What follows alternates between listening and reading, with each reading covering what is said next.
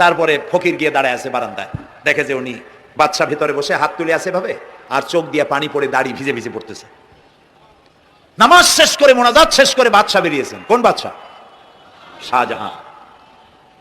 বাইরে আসার পর ফকির বলল আসসালামু আলাইকুম, বলে আর ফকির রওনা করছে।